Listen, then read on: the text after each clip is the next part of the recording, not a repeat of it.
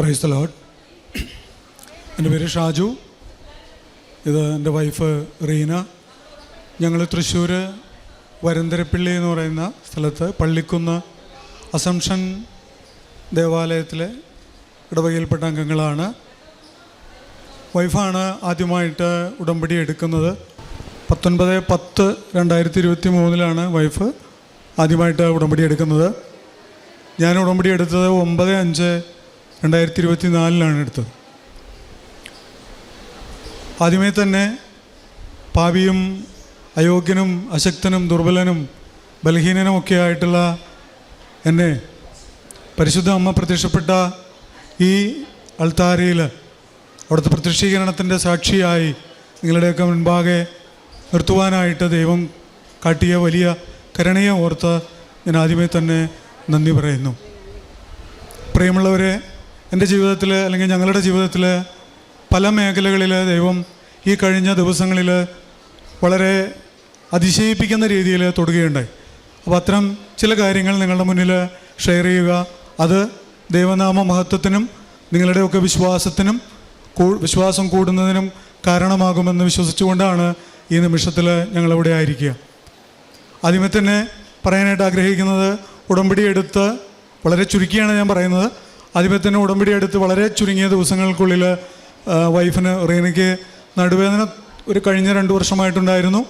അപ്പോൾ അത് ചില സമയങ്ങളിലൊക്കെ ഭയങ്കര സിവിയർ ആകാറുണ്ടായിരുന്നു. അപ്പോൾ ഇഞ്ചക്ഷനൊക്കെ എടുക്കുക, 2-3 ദിവസം ബെഡ് റിഡൻ ആയാലാണ് പിന്നെ ഒന്ന് മിനിമം എന്തെങ്കിലും ചെയ്യാൻ പറ്റാവുന്നൊരു സാഹചര്യത്തിലേക്ക് എത്താറുള്ളൂ. എന്നാൽ ഉടമ്പടി എടുത്തതിന് ശേഷം ഒരു ഉടമ്പടി തൈലം അപ്ലൈ ചെയ്യുകയും വിശ്വാസത്തോടെ പ്രാർത്ഥിക്കുകയും ചെയ്തതിന് ശേഷം അതിൻ്റെ സിവിയറിറ്റി കുറഞ്ഞു. നടുവേദന പൂർണ്ണമായും അറിയുന്നില്ല, ചെറിയ തോതിലൊക്കെ ഉണ്ട്. പക്ഷേ ഇതുവരെയ്ക്കും ബുദ്ധിമുട്ടുണ്ടാക്കുന്ന രീതിയിലേക്കുള്ള ഒരു നടുവേദനയായിട്ട് പിന്നീട് പുള്ളിക്കാരത്തി വന്നിട്ടില്ല. അതുപോലെ തന്നെ രണ്ടാമത്തെ എനിക്ക് പേഴ്സണലായിട്ടുണ്ടായിട്ടുള്ളൊരു അനുഭവം, ഒരു ദിവസം രാവിലെ ഞാൻ ഓഫീസിലേക്ക് പോകാനായിട്ട് തയ്യാറാകുന്ന സമയത്ത് എനിക്ക് പെട്ടെന്ന് ഒരു അൺഈസിനെസ് ഫീൽ ചെയ്യുന്നു. എനിക്കൊരു അസ്വസ്ഥത ഫീൽ ചെയ്യുന്നു, എന്താണെന്ന് മനസ്സിലാവുന്നില്ല. അപ്പോൾ ഞാൻ നോക്കുമ്പോൾ എനിക്ക് എൻ്റെ ഹാർട്ട് ബീറ്റ് കൂടുന്നതായിട്ട് മനസ്സിലാകുന്നു. അപ്പോൾ പിന്നെ അടുത്തുള്ള ഒരു ലാബിൽ പോയിട്ട് നമ്മൾ BP ടെസ്റ്റ് ചെയ്തപ്പോൾ BP ഭയങ്കരമായിട്ട് ഷൂട്ടപ്പ് ചെയ്തിരിക്കുന്നു. ഇമ്മീഡിയറ്റ് ആയിട്ട് ഡോക്ടറെ കാണാൻ ആവശ്യപ്പെടുന്നു. ഡോക്ടറുടെ അടുത്തേക്ക് ചെല്ലുന്നു. അദ്ദേഹം ECG എടുക്കാനായിട്ട് പറയുന്നു. ECG നോക്കിയിട്ട് ഒരു മൈനറായിട്ടുള്ളൊരു കറക്ഷനുണ്ട്, ഒരു ചെറിയ വ്യത്യാസമുണ്ട്. അപ്പോൾ എത്രയും പെട്ടെന്ന് ഇക്കോ TMT ഒക്കെ ചെയ്യണമെന്ന് പറയുന്നു. അപ്പോൾ അങ്ങനെ കുറച്ചും കൂടിയും തൃശ്ശൂർ ടൗണിൽ തന്നെ ഒരു പ്രസിദ്ധമായിട്ടുള്ളൊരു ഹോസ്പിറ്റലിലേക്ക് എന്നെ കൊണ്ടുപോയി. അവിടെ വെച്ച്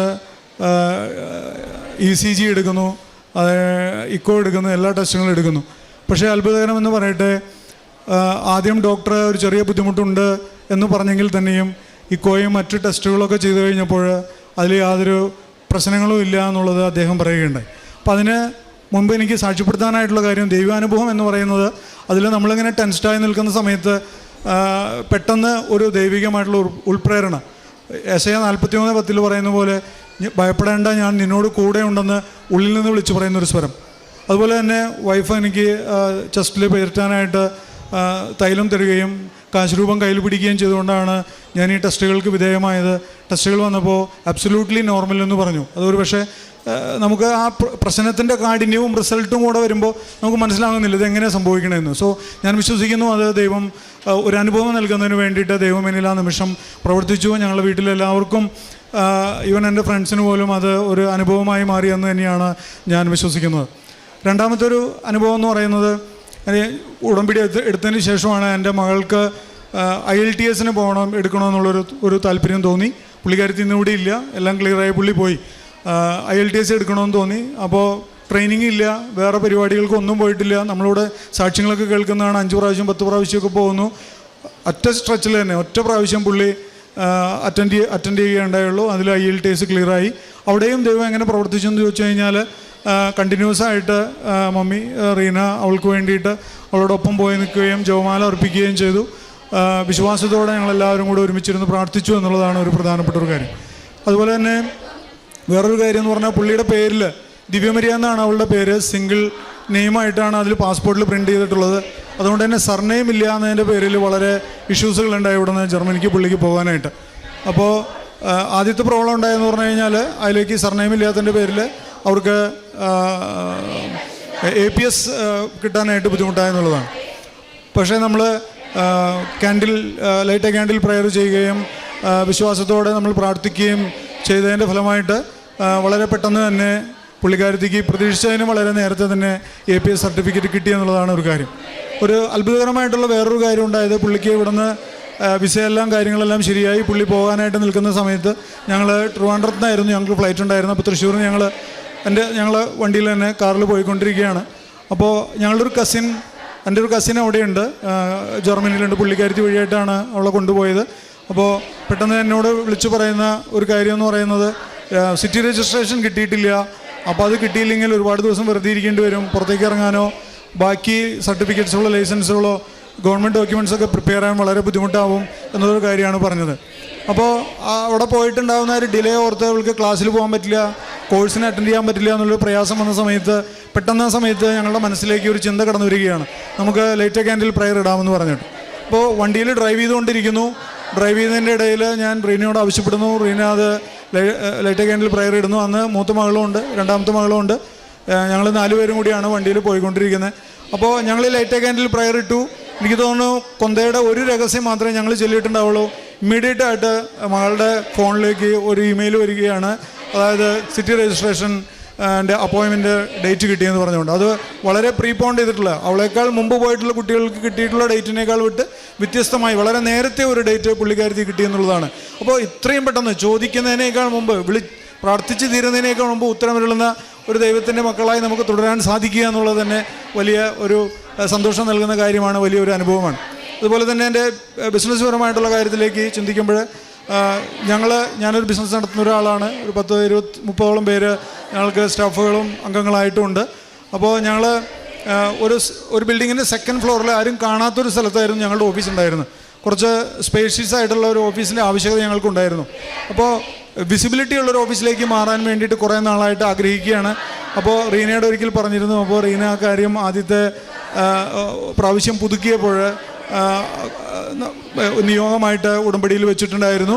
അപ്പോൾ വളരെ അവിചാരിതമായിട്ട് എൻ്റെ ഒരു ഫ്രണ്ടിന്, എൻ്റെ ഒരു പാർട്ട്ണർക്ക്, ഡയറക്ടർക്ക് ഒരു സൂട്ടബിളായിട്ടുള്ളൊരു സ്ഥലം കാണാനായിട്ട് തോന്നുകയും കുറച്ച് കൂടിയ വില കൊടുക്കേണ്ടി വന്നുവെങ്കിൽ തന്നെയും ആ സ്ഥലം ഞങ്ങൾക്ക് മനോഹരമായിട്ടുള്ള ഒരു 5 ഷട്ടറോട് കൂടിയിട്ടുള്ള ഏകദേശം ഒരു 3000 സ്ക്വയർ ഫീറ്റുള്ള മനോഹരമായിട്ടുള്ളൊരു ഓഫീസ് ഞങ്ങൾക്ക് എടുക്കാനായിട്ട് പറ്റുകയും അത് വെൽ ഫർണിഷ്ഡായിട്ട് ഈ കഴിഞ്ഞ ജനുവരി 29-ാം തീയതി ഞങ്ങൾ അതിൽ കയറി ഞങ്ങളുടെ റീസ്റ്റാർട്ട് ചെയ്യാനായിട്ട് ഞങ്ങൾക്ക് സാധിച്ചു.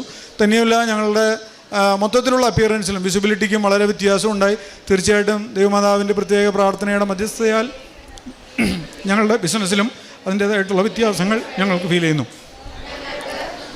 അതുപോലെ ഒരു പ്രത്യേകമായിട്ടുള്ളൊരു കാര്യമെന്ന് പറയുന്നത്, ഞങ്ങൾ ഒരു വളർത്തുനായുണ്ട്.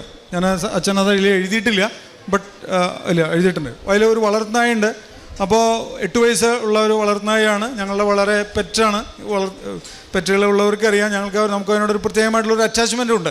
അപ്പോൾ കാരണം നമ്മൾക്ക് അവൻ്റെ ആക്ടിവിറ്റികളിലൊക്കെ നമുക്ക് ഒരുപാട് സന്തോഷം നൽകുന്നതാണ്. അതുകൊണ്ട് അങ്ങനെ ആൾ ഭയങ്കര പെറ്റായിട്ടിരിക്കുകയാണ്. ഒരു ദിവസം സൺഡേ മോർണിംഗിൽ നമ്മൾ ചർച്ചിൽ നിന്നൊക്കെ പോയിട്ട് കുർബാനയെല്ലാം കഴിഞ്ഞ് വരുന്ന സമയത്ത് ബ്രേക്ക്ഫാസ്റ്റ് കൊടുക്കാനായിട്ട് പുള്ളിനെ കൂട്ടിൽ നിന്ന് അഴിച്ചിടുന്ന സമയത്ത് പുള്ളിക്ക് പുറത്തേക്ക് വരാനായിട്ട് പറ്റുന്നില്ല. ബാക്കിൽ 2 കാലുകളും നായയുടെ തളർന്നിട്ടുണ്ടായിരുന്നു. അപ്പോൾ അത് മൂവ് ചെയ്യാൻ പറ്റുന്നില്ല. ഒരു കണക്കിന് അത് കൂട്ടിന് താഴെ ഇറങ്ങി ബാക്ക് കാലിങ്ങനെ വലിച്ചുകൊണ്ടാണ് വീട്ടിനകത്തോടെ ഇങ്ങനെ കയറി നടന്നത്. വളരെ ദയനീയമായി തോന്നി. ഞായറാഴ്ച ആയതുകൊണ്ട് നമ്മൾ എന്താ ചെയ്യാമെന്ന് അറിയില്ലായിരുന്നു. ഇമ്മീഡിയറ്റായിട്ട് എനിക്കൊരു വെറ്റിനറി ഡോക്ടറെ പരിചയമുണ്ട്. അപ്പോൾ ഞാൻ ഡോക്ടറെ വിളിച്ചപ്പോൾ തന്നെ ഡോക്ടർ പറഞ്ഞത്, പിന്നെ അതിന് പാരലൈസ് പോലെ ആയിട്ടുള്ളതായിരിക്കും, 8 വയസ്സൊക്കെ പ്രായമായില്ലേ, നിങ്ങൾ ഇമ്മീഡിയറ്റായിട്ട് ഒരു ഇഞ്ചക്ഷൻ ചെയ്യേണ്ടി വരും, അല്ലെങ്കിൽ ചിലപ്പോൾ അത് ഇനി എണീറ്റ് നടക്കാനോ കാര്യങ്ങൾക്കൊക്കെ ബുദ്ധിമുട്ടാണ്. അപ്പോൾ ഞായറാഴ്ച ആകുമ്പോൾ ഇനി എവിടെയാണ് സൗകര്യം? അപ്പോൾ ഞങ്ങളുടെ അവിടുത്തെ വെറ്റിനറി ഹോസ്പിറ്റലിൽ ചോദിച്ചപ്പോൾ അവിടെ അതിനുള്ള ഫെസിലിറ്റി ഇല്ല, തന്നെയുമല്ല ഡോക്ടർ അവൈലബിലിറ്റി ഇല്ല. മണ്ണുത്തിയിലേക്ക് കൊണ്ടുപോകാനാണ് പറഞ്ഞത്. വൈകിട്ട് 6 മണിക്ക് കൊണ്ടുപോകാനാണ് പറഞ്ഞത് എൻ്റെ അടുത്ത്, 5 മണിക്ക് ശേഷം. അപ്പോൾ മോർണിംഗിലാണ് ഈ അവസ്ഥ. അപ്പോൾ ഞാൻ എന്ത് ചെയ്യുമെന്ന് പറഞ്ഞാൽ, നമ്മളെ വിശ്വാസമാണല്ലോ, പ്രവൃത്തിയില്ലാത്ത വിശ്വാസം അതിൽ തന്നെ നിർജ്ജീവമാണല്ലോ. അപ്പോൾ നമ്മുടെ കയ്യിൽ മോശയുടെ കയ്യിൽ നൽകപ്പെട്ട വടിയെന്ന പോലെ നമ്മുടെ കയ്യിൽ ഉപ്പും അതുപോലെ തൈലവും എല്ലാം ഉള്ളപ്പോൾ നമുക്ക് എന്തുകൊണ്ടത് പ്രയോഗിച്ചുകൂടാ എന്നുള്ളൊരാശയത്തിൽ പെട്ടെന്ന് തന്നെ തൈലമെടുത്ത് നമുക്ക് അറിയാവുന്ന പോലെ പട്ടികുഞ്ഞിൻ്റെ നെറ്റിയിൽ കുരിശ് വരയ്ക്കുകയും ഉപ്പൊക്കെ അതിൻ്റെ ശരീരത്തിൽ പൂശുകയൊക്കെ ചെയ്തു. അങ്ങനെ ഞങ്ങൾ അതിനൊരു സൈഡിലേക്ക് ഇങ്ങനെ മാറ്റിക്കിടത്തി ഞങ്ങൾ ഉച്ചയ്ക്ക് അങ്ങനെ റെസ്റ്റ് എടുക്കുകയാണ്. ഏകദേശം ഒരു 2:30 മണിയായി കാണും. അതിശയകരമായിട്ടുള്ള രീതിയിൽ പട്ടി കിടത്തിയിടത്ത് നായക്കുട്ടി ഓടി റീന ഞാനും കൂടെ കിടക്കുന്ന ആ റൂമിലേക്ക് പുള്ളിക്കാരൻ ഓടി വന്നെന്നുള്ളൊരു ഭയങ്കരമൊരു അനുഭവമാണ്. എൻ്റെ കയ്യിൽ വീഡിയോ ഉണ്ട്, അത് വയ്യാതിരിക്കുന്നൊരവസ്ഥയെക്കുറിച്ചുള്ളൊരു വീഡിയോ ഞാൻ എടുത്തിട്ടുണ്ട്. അപ്പോൾ അത് നമുക്ക് തീർച്ചയായിട്ടും അത്ഭുതകരമായിട്ടുള്ളൊരു അനുഭവമാണ്. ക്രിസ്തീയ വിശ്വാസത്തെക്കുറിച്ച് പറയുമ്പോൾ എനിക്ക് ഞാൻ കാറ്റഗിസത്തിൽ നമ്മൾ പഠിച്ചിട്ടുള്ള കാര്യങ്ങൾ നമ്മൾ കേൾക്കുമ്പോൾ നമ്മളിങ്ങനെയാണ് പറയുക, യുക്തിയിലധിഷ്ഠിതമാണ് ക്രിസ്തീയ വിശ്വാസം എന്നുള്ളത്. അപ്പോൾ ഈ യുക്തിയിലധിഷ്ഠിതമായ ക്രിസ്തീയ വിശ്വാസം ഉള്ളത് തന്നെ പല കാര്യങ്ങളിലും ഞാനും അതിൻ്റെ യുക്തിയും വിശ്വാസവും കൂടി കൂട്ടിച്ചേർത്തുകൊണ്ട് പലപ്പോഴും വായിക്കത്തുള്ളൂ. പലരും പല കാര്യങ്ങളും പറഞ്ഞു കേൾക്കുമ്പോൾ നമ്മളുടെ ജീവിതത്തിൽ അനുഭവം ഉണ്ടാകുമ്പോഴാണ് നമുക്ക് അത് മഹത്തരമായി തോന്നുന്നത്. പട്ടിക്കുട്ടിക്ക് തൈലം പൂശി അത് എണീറ്റ് നടന്നെന്ന് പറയുമ്പോൾ ഒരുപക്ഷെ ഇവിടെ ഇരിക്കുന്നവർക്കോ അത് കേൾക്കുന്നവർക്കോ വലിയ അത്ഭുതമായിട്ട് തോന്നുമായിരിക്കില്ല. പക്ഷേ എന്നെ സംബന്ധിച്ചിടത്തോളം ഞാനത് നേരിൽ കണ്ടപ്പോൾ ഞങ്ങളത് നേരിട്ട് അനുഭവിച്ചപ്പോൾ അത് വലിയ അനുഭവമായിട്ട് ഞങ്ങൾക്ക് തോന്നുന്നു. കൂടാതെ ഒട്ടനവധി ഒരു സംഭവം കൂടി പറയാൻ ആഗ്രഹിക്കുന്നു. ഞാൻ കഴിഞ്ഞ മാസത്തിൽ എനിക്കൊരു ചെന്നൈ യാത്രയുണ്ടായിരുന്നു. അപ്പോൾ എല്ലാ ദിവസവും രാവിലെയും ഈവനിങ്ങിലും നമ്മൾ കൃത്യമായി 5:30 മണിക്ക് എണീക്കുകയും പ്രയറുകളൊക്കെ നമ്മൾ കൃത്യമായും ചെയ്യാറുണ്ട്. അപ്പോൾ ട്രെയിൻ യാത്രയിൽ എങ്ങനെയാണ് പ്രാർത്ഥിക്കാനായിട്ട് സാധിക്കുക എൻ്റെ അമ്മയെന്ന് അങ്ങനെ വിചാരത്തോട് കൂടിയിട്ടാണ് ഞാൻ ട്രെയിനിൽ പോയിക്കൊണ്ടിരുന്നായിരുന്നത്. അപ്പോൾ ഉറക്കത്തിലാണ്, പെട്ടെന്ന് രാത്രി എപ്പോഴായെന്ന് അറിയില്ല, പെട്ടെന്ന് ഞാൻ നോക്കുമ്പോൾ എൻ്റെ കഴുത്തറ്റം വരെ വരുന്ന രീതിയിലുള്ള ഒരു ഭയങ്കരമായിട്ടുള്ള ഒരു സ്മെല്ല്, ഒരു ഫ്രാഗ്രൻസ്, ഒരു വളരെ മനോഹരമായിട്ടുള്ളൊരു സ്മെല്ല് എനിക്ക് അനുഭവപ്പെടുകയും എനിക്ക് സത്യം പറഞ്ഞു കഴിഞ്ഞാൽ എൻ്റെ ഉറക്കത്തിൽ തന്നെ ചാടി എണീപ്പിക്കുകയും ചെയ്തു, എന്താണെന്ന് മനസ്സിലാകാതെ. അപ്പോൾ ഞാൻ ജസ്റ്റ് കർട്ടൻ മാറ്റിയിട്ട് അപ്പുറത്തേക്ക് നോക്കി. ഇനി പാസഞ്ചേഴ്സ് ആരും സൈഡിൽ കൂടെ പാസ് ചെയ്തപ്പോൾ അവരടിച്ച് പെർഫ്യൂമിൻ്റെ സ്മെല്ലായിരിക്കുമോ എന്ന് ഞാൻ തെറ്റിദ്ധരിച്ചു. അത് നോക്കിയപ്പോൾ അങ്ങനെ ഒരു അനക്കവും കാണുന്നില്ല. പിന്നീടാണ് ഞാൻ വാച്ചിലേക്ക് നോക്കുന്നത്. It was exactly 5 AM. 5 മണി മോർണിംഗിലാണ് കൃത്യമായിട്ട് ആ ഒരു സമയം ഉണ്ടായിരുന്നത്. ഞാനപ്പോൾ തന്നെ ആ ട്രെയിനിൽ അവിടെ ഇരുന്നുകൊണ്ട് തന്നെ ആ ഒരു എന്താ പറയുന്നത് ആ പ്രാർത്ഥനയും കാര്യങ്ങളൊക്കെ കൃത്യമായിട്ട് ചെയ്യാനും അത് മുടക്കം കൂടാതെ കൃത്യസമയത്ത് തന്നെ നമുക്കത് ചെയ്യാനായിട്ട് സാധിച്ചു. അപ്പോൾ ഇത്രയേറെ അനുഗ്രഹങ്ങൾ ഇനിയും പറയാനായിട്ട് കുറേ കാര്യങ്ങളുണ്ട്. 10 മിനിറ്റ് സമയമാണ് അനുവദിച്ചിരിക്കുന്നത്. ഞാൻ ഓൾമോസ്റ്റ് ആ സമയം എടുത്തു എന്ന് ഞാൻ വിചാരിക്കുന്നു. അപ്പോൾ ഞാൻ പറയാത്തതും പറഞ്ഞതുമായിട്ടുള്ള എല്ലാ അനുഗ്രഹങ്ങളും നൽകിയ സ്വർഗ്ഗപിതാവിനും അതിന് ഞങ്ങൾക്ക് വേണ്ടി മാധ്യസ്ഥം വഹിച്ച പരിശുദ്ധ അമ്മയ്ക്കും തിരുക്കുമാരനും പ്രത്യേകമായിട്ട് നന്ദി പറയുന്നു. ഇനിയും ഞങ്ങൾ ഉടമ്പടിയിൽ തുടർന്നുകൊണ്ടിരിക്കുകയാണ്. 2 പേരും ഞങ്ങൾ ഉടമ്പടിയിലാണ്. മകള് വിദേശത്ത് പോയിട്ടുള്ള ആളും ഉടമ്പടിയിൽ തന്നെയാണ്. പിന്നെ പ്രേക്ഷിത പ്രവർത്തനങ്ങൾ എന്ന് പറയാനായിട്ട് ഇവിടുന്ന് വാങ്ങിച്ചു കൊണ്ടുപോകുന്ന പേപ്പറുകൾ വളരെ കൃത്യമായി തന്നെ നമ്മൾ ആളുകൾക്ക് കൊടുക്കാറുണ്ട്.